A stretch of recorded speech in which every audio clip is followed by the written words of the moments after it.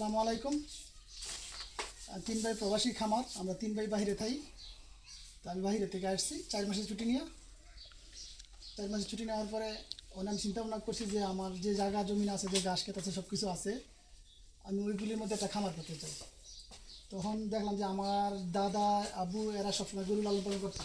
এগুলো খামার না, এটি সবসময় থাকে। এগুলো খামারের গরু তো খুব সুন্দর হয়, খামারের গরু তো বিক্রি করা লেগে লালন পালন করে। এগুলো আমরা গাবি। আমি যখন মালয়েশিয়া যাই, আমি আমার ছোটো ভাই 10 লাখ টাকা লাগে, তখন 4টা গরু বিক্রি করে দিই। 4টা গরু বিক্রি করে এই 2টা গরু রাখি। তখন এই 2টা গরু বাচ্চা 2টা ছিল, এইটা ছিল আরেকটা বাচ্চা ছিল, ওই বাচ্চাটা বিক্রি করে দিয়েছি আর এটা রেখে দিয়েছি। এটা বলছিল যে বেচা লাগবে, তো 50,000 টাকা তখন দাম হয়েছিল। তখন 6-7 মাস লালন পালন করছে। এটার দাম প্রায় 90,000 টাকার উপর আছে না বর্তমানে। খুব ভালো জাতের গরু, সিন্ধি গরু। তো আমি মালয়েশিয়াতে আসছি, চিন্তা ভাবনা আছে আমি এটা খামার করবো। আপনাদের দোয়া আমি এটা খামার করবো। প্রবাস থেকে আসি আমরা তিন ভাই প্রবাসে থাকি। 3 ভাই আমার একটা খামার দেবো। খামারের জন্য আমি অন্য জমিতে মারি বইছি, ওইটা আপনাদেরকে দেখাবো। আর আজকে আমার এক বন্ধু এগুলা হিটে আসছে, তো আব্বুরে বললাম যে এগুলো হিটে আসছে, আর বলতেছে ডাক্তারের বন্ধু, ডাক্তার আসতেছে কিছুক্ষণের মধ্যে, ডাক্তার আসবে এগুলো বীজ দেওয়ার জন্য। ওইটা অলরেডি প্রেগনেন্ট। আচ্ছা, তো এখানে কি সার আছে কয়টা বা গাবি? সার না, এটা একটা আছে, একটা সার আছে, এটা বাচ্চা। এই দুটো বিক্রি করে দেবো, এই দুটো রাখবো না, এই তিনটাই থাকবো।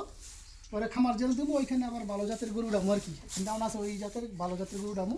আচ্ছা, তাহলে এই যে ছোট যে বাছুর দুইটা আছে ওইটা কি তাহলে আসলে বিক্রি করে দেওয়া হইব? আচ্ছা, আমরা একটু দেখাই আসলে।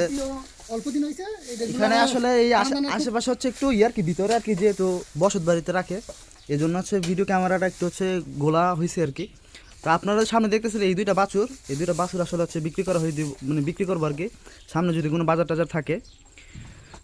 আর তার পাশাপাশি হচ্ছে এই যে বাকি যে গরুগুলো আছে, এই গরুগুলো হচ্ছে লালন পালন করে হয়তো বা ইন ফিউচার সামনে হচ্ছে বা বিক্রি করে দিব আর কি। আমি যদি আপনাদেরকে গোয়াল ঘরটা দেখাই, তাহলে এর লম্বা এবং হচ্ছে প্রস্থ মোটামুটি অনেক বড়। হ্যাঁ, তারপরে এদিকে হচ্ছে একটা খাসিও আছে আর কি। খাসিটা আমি বাইরে বললাম যে খাসিটা কি বিক্রি করবেন কিনা, দেখে আমার খুব পছন্দ হয়েছে।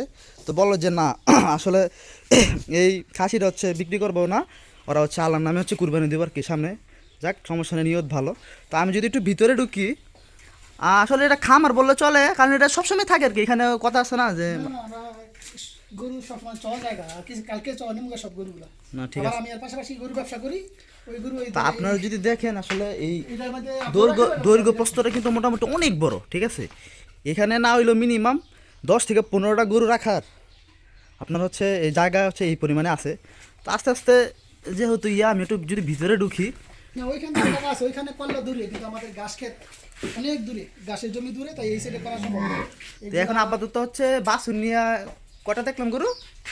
5টা আছে আর কি, 2টা বাছুর নিয়ে, বড় 3টা আর ছোট ছোট 2টা আর কি। এই হচ্ছে বিষয়। আর ভিডিওতে যেহেতু বলা হয়েছে যে আমরা অন্য জায়গায় হচ্ছে হ্যাঁ খামার যেটা করা হইব, ওটা শুরু থেকে শেষ পর্যন্ত প্রসেসিং যা আছে আপনারা এই পেজে পাবেন।